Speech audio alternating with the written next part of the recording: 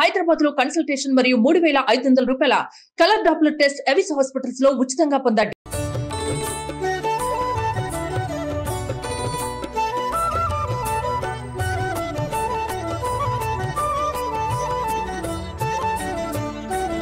Suman TV presents mom's kitchen కి స్వాగతం. ప్రతిరోజు నేను రమ్మగారు ఈ దసరా నవరాత్రులకు సంబంధించి ఒక్కొక్క రోజు అమ్మవారి అలంకరణ అలానే నైవేద్యాలు ఆ రోజు యొక్క విశిష్టతని మీ అందరికీ తెలియజేస్తున్నాం కదా. అయితే నైవేద్యాల్ని ప్రత్యేకించి వండి చూపించాలని మా ఉద్దేశంలో భాగంగా మామ్స్ కిచెన్ ని స్టార్ట్ చేశాం. మరి ఈ రోజు నుంచి ప్రతిరోజు ఉండే ఒక్కొక్క నైవేద్యాన్ని మీ అందరికీ పరిచయం చేస్తాం. వెల్కమ్ టు మామ్స్ కిచెన్ రమ్ గారు. Thank you very much. ఇవాళ నుంచి కొత్తగా వంట చేయబోతున్నాం. అవును రమ్ గారు, ఎప్పుడు మనం వంట ఎలా వండాలి ఏమేమి వండాలి అనేది మాట్లాడుకునే వాళ్ళం కదా. ఈ రోజు వండి మరీ చూపిద్దాం ఇక నుంచి. మరి మొదటి రోజు నైవేద్యాలు మనం దానికి సంబంధించి ఒక వీడియో కూడా చేశామండి. అమ్మవారి అలంకరణ, ఆ రోజు విశిష్టత, ఇవన్నీ మన ఇద్దరం మాట్లాడుకున్నాం. నైవేద్యం గురించి ఒక్కసారి మాట్లాడుకుని స్టార్ట్ చేద్దాం రమ్ గారు. జనరల్ గా అన్ని చోట్ల తొలి నైవేద్యంగా కట్టె పొంగల్ చేస్తారు. కట్టె పొంగల్ అంటే మిరియం పొంగల్ అంటాం, పప్పు పొంగల్ అంటారు. ఊళ్ళల్లో పేర్లు మారిన పదార్థం ఒకటి. బియ్యము పెసరపప్పు కలిపి వండేది. అయితే దాన్ని రెండు విధాలుగా చేయొచ్చు. అన్నం వండేసి పైన తాలింపు పెట్టే విధానం ఒకటి. మనం తాపీగా ఉన్నప్పుడు దాన్ని టిఫిన్ లాగా చేసుకునేటప్పుడు పైన తాలింపు కరకరలాడాలి, జీడిపప్పు పంటి కింద తగలాలి, ఉండాలండి. అయితే మనం ప్రసాదంగా చేసుకునేటప్పుడు మనకు కొంచెం సమయాభావం ఉంటుంది. అంటే పూజ కదా గబగబా చేసుకోవాలి. అందుకని తాలింపు అన్నము ఒకేసారి చేసే విధానాన్ని చూపిద్దాం. తప్పకుండా అండి. కుక్కర్ పెట్టు. ఓకే. ఇది వరకు ఇత్తడి గిన్నెల్లో చేసుకునేవాళ్ళు. ఇత్తడి గిన్నె ఏం చేస్తాం, గిన్నె కాలవేసి దాంట్లో నూనె వేసి తగిన సామాన్లు తాలింపు వేసేసి అప్పుడు నీళ్ళు పోసి బియ్యం వేసి పెట్టుకోవటం. అయితే ఇప్పుడు మనకి సులువైన విధానం ఏంటంటే కుక్కర్ 2 విజిల్స్లో అయిపోతుంది అనమాట. తొందరగా అయిపోతుంది, సులువుగా అవుతుంది. పదార్థం హడావిడికి లేకుండా ఒకేసారి అయిపోయేటట్టుగా కొద్దిగా కుక్కర్ వేడి చేసి ఒక 2 స్పూన్లు లేదా 3 స్పూన్లు నెయ్యి వేసుకుంటే, నెయ్యి ఎంత వేస్తే పొంగలి అంత బాగుంటుంది. మామూలుగా నెయ్యి నూనె కలిపి వేసుకుంటారు. మనం పండక్కి కదా చేస్తున్నాము.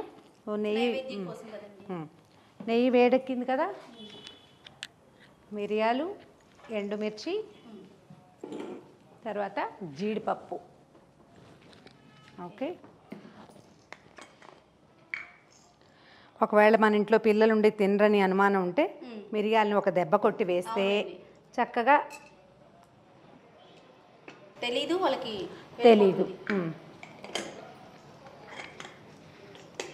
మిరియాలను కొద్దిగా వేకనిచ్చి, అంటే కొంచెం టపటపలాడతాయి. మొహం మీద చిందకుండా మాత్రం జాగ్రత్త పడండి. కొద్దిగా మినపప్పు, ఇది కమ్మదనం కోసం, అంటే వాసన బాగుంటుంది. మినపప్పు కూడా కొంచెం వేగుమొహం పట్టాక జీలకర్ర,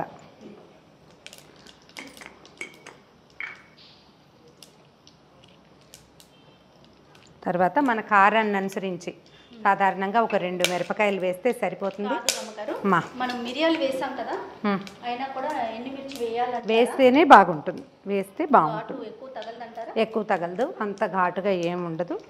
తర్వాత ఇది కొంచెం ఎర్రబడుతూ ఉండగానే మనం ఏం చేయొచ్చు, ఇందులో ఇంగువ ఈ పొంగలికి చాలా తప్పనిసరిగా వాడుకోవాలి. ఇంగువ వేసాక చిన్న చిన్న అల్లం ముక్కలు వేసి వేయించేసుకుని కొద్దిగా వేగాక జీడిపప్పు ముక్కలు వేసుకోవాలి. ఆ తర్వాత నీళ్ళు పోసేయటం, నీళ్ళు కొంచెం వేడెక్కగానే బియ్యం అవి వేసేసుకోవటం. తర్వాత కరివేపాకు. వాసనే వేరు, అద్భుతం. దాన్ని నచ్చిన వాళ్ళకి భలే ఉంటుంది. అంటే మనకి నచ్చాలి కదా టేస్ట్. అయితే ఇప్పుడు మనం ఎన్ని గ్లాసుల రైస్ ఎంత ఇది చేయదలుచుకున్నామో దాన్ని బట్టి అన్ని గ్లాసులకి 3 ఇంచుమించుగా మనం ఇప్పుడు ఒక గ్లాసు చేయదలుచుకున్నాం అనుకుందాం. తీసేయాలి. ఒక గ్లాసుకి 3 గ్లాసుల నీళ్ళు, 2 3 గ్లాసులు. ఇంకొక ½ గ్లాస్ వేద్దాము, ఎందుకంటే మనం పెసరపప్పు వేస్తాం కదా దానికోసమని.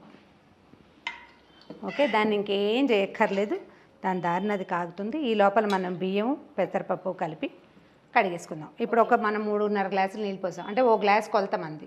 ఒక 3/4 గ్లాసు బియ్యం, ఒక ½ గ్లాసు పెసరపప్పు అంతే. అంతే. సరిగ్గా ఈ ఈ నీళ్ళకి సరిపోతుంది అనమాట. కొంచెం నెయ్యి వేసుకున్నాం, తాలింపు గింజలు వేసుకున్నాం, అందులో మిరియాలు, జీలకర్ర, ఇంకా మన టేస్ట్కి అనుసరించి ఇందులో వెల్లుల్లిపాయలు లాంటివి వేయము, వెల్లుల్లిపాయలు వేయం. అయితే మనం జీడిపప్పు వేసుకుంటాం. మామూలుగా మనం జీడిపప్పు వేయలేదు, నేను తెచ్చిపెట్టే కానీ మళ్ళీ వేయించి వేసుకోవాలి. నీళ్ళు వేడెక్కిపోయినాయి, నువ్వు ఒక స్పూను ఉప్పు వేసేసే. ఇందులో ఉప్పు వేస్తే పప్పు అన్నం ఉడుకుతాయా అలాంటి అనుమానాలు ఏమీ పడక్కర్లేదు. కుక్కర్లో అన్నీ ఉడికిపోతాయి, అంత పట్టదు, కొంచెం తగ్గించుకోవాలి. ఒక గ్లాసే కదా, అదేసి. తక్కువైనా పర్వాలేదండి, అంటే పొంగల్లో తర్వాత కలుపుకోలేము. అవును. మన దగ్గర బియ్యము పప్పు కడిగి పెట్టుకున్నాం కదా, అది వేసేసుకోండి. ఏ నీళ్ళు ఎక్కువ వేడెక్కాల్సిన అవసరం కూడా లేదు. మీరు ఎంత స్పీడ్గా అయినా ఈ పని చేసేసుకోవచ్చు.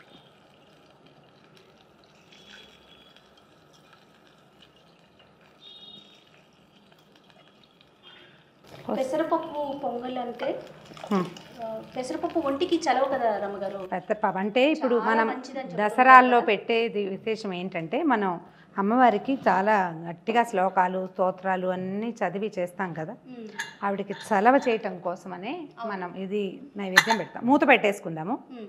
మూత పెట్టేశాక అప్పుడు మనం జీడిపప్పుని చివరికి తిరగమాత వేసుకుందాం. ఓకే, ఇదేంటంటే మనం పండగ కోసం చేసుకుంటున్నాము, తొందరగా అయిపోవాలి.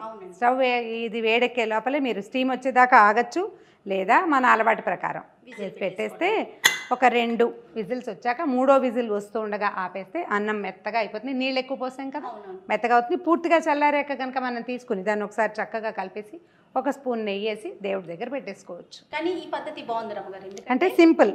రకరకాల నైవేద్యాలు చేయాలి ఆ రోజు, ఇంకా వేరే పూజ విధానం, పూజ గది సర్దుకోవటం, ఇలాంటి పనులన్నీ ఉంటాయి కదా, తొందరగా అయిపోతాయి. ఎక్కువ చేసుకోవడానికి ఒకసారి కుక్కర్ పెట్టేస్తే దాని దారిన అది అయిపోతుంది. ఒకవేళ మనం ఇత్తడి గిన్నెలో చేసుకున్నా కూడా, గిన్నెలో చేస్తాం, నేను చేస్తాను అట్లా. మనం ఇక్కడ కుక్కర్తో చేస్తాం, కానీ నేను ఇత్తడి గిన్నె పెడతాను.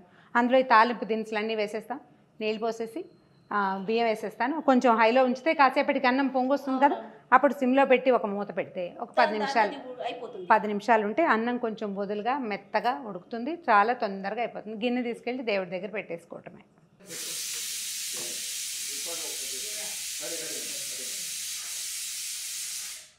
ఓకే, 2 విజిల్స్ చాలేమో, అంటే మనం క్వాంటిటీ కూడా తక్కువే వేసాం కదా.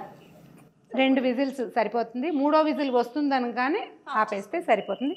కుక్కర్ చల్లారేదాకా మాత్రం తీయద్దు, కొంచెం అన్నం ఉడుకుతూ ఉంటుంది కాబట్టి. పెసరపప్పు చాలా చలువ అంటారు కదా రమ్మగారు. చల్లగా ఉంటుంది, అరుగుదల బాగుంటుంది. మనం మిరియాలు అల్లం వేస్తాం కదా, దానివల్ల అరుగుదలకు వస్తుంది బాగా.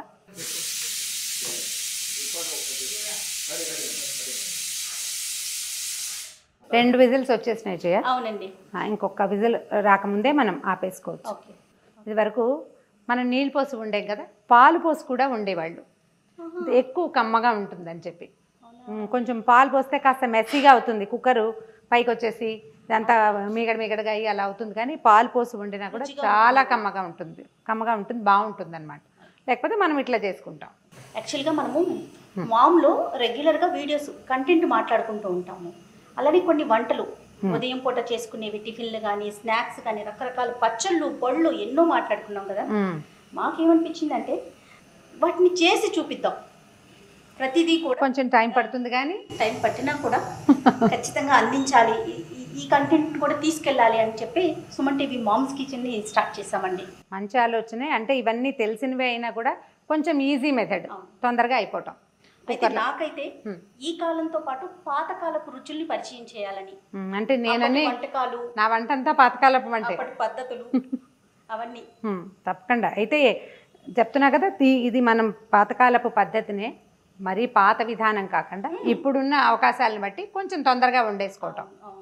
ఎందుకంటే మన ఇద్దరం మాట్లాడుకున్నప్పుడు చాలా మంది కామెంట్స్ పెడుతూ ఉంటారు, చేసి చూపిస్తే బాగుంటుంది, ప్రాక్టికల్గా అంటే ఎలా చెయ్యాలి అనేది ఒక వివరణగా ఉంటే వినే వాళ్ళకి చూసే వాళ్ళకి కూడా చాలా బాగుంటుంది కదా. అవును, ఇప్పుడు మనం పులగం అని చెప్తుంటాం ప్రతిసారి, పులగానికి కూడా ఇదే పంద.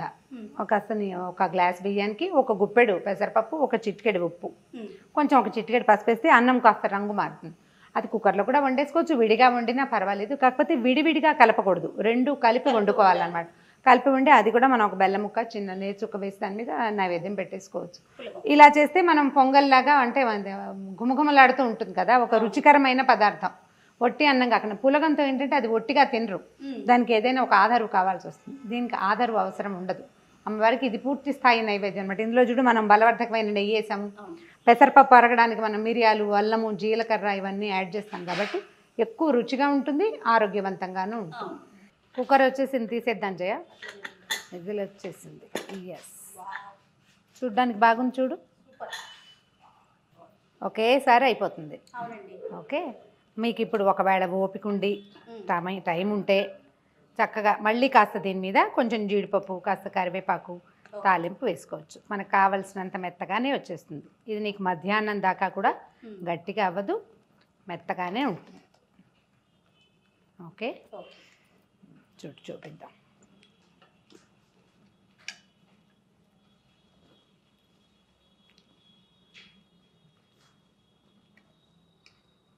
దేవాలయంలో పెడతారు చూడు, అట్లా వస్తుంది. ఒకవేళ మన దగ్గర ఉండే మరీ పాత బియ్యం అనుకో, అప్పుడు ఇంకా కొంచెం ఎక్కువ నీళ్ళు పోసుకోవాలి, నీళ్ళు ఎక్కువ పోసుకోవాలి.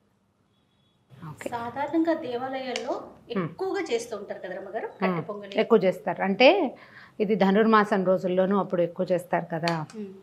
దీన్ని మనం దేవుడికి నైవేద్యం పెట్టేటప్పుడు పైన ఒక స్పూన్ నెయ్యి వేసుకుంటే బాగుంటుంది. దాంట్లో మీరు చూడు కనిపిస్తున్నాయి, జీలకర్ర, ఎండుమిర్చి కనిపిస్తుంది, జీడిపప్పులు కనపడుతున్నాయి, మిరియాలు కనిపిస్తున్నాయి, అల్లం ముక్కలు అన్నంతో పాటు కలిసిపోతాయి.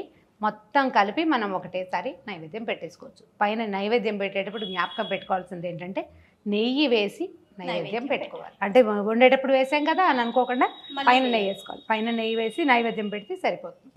అయితే మొదటి రోజు ఇప్పుడు కట్టె పొంగల్ మనం చేసి చూపించాం కదా రమ్మగారు, ఇది కాకుండా ఇంకేమన్నా పెట్టుకోవచ్చా దీంతో పాటు? దీంతో పాటు అంటే దేవాలయాల్లో తీపి బూందీ పెడతారు, తర్వాత శనగలు లాంటివి పెడతారు, పెసరపప్పు పెట్టచ్చు, బెల్లం వేసుకుని పెట్టచ్చు. ఇంకా ఏదైతే అది మనకి చేత వచ్చింది. ప్రధానంగా పెట్టేది కట్టె పొంగల్. ఈ వీడియో కనుక మీకు నచ్చినట్లయితే లైక్ చేయండి, షేర్ చేయండి. మరిన్ని ఇంట్రెస్టింగ్ వీడియోస్ కోసం మా ఛానల్ ని సబ్స్క్రైబ్ చేసుకోండి.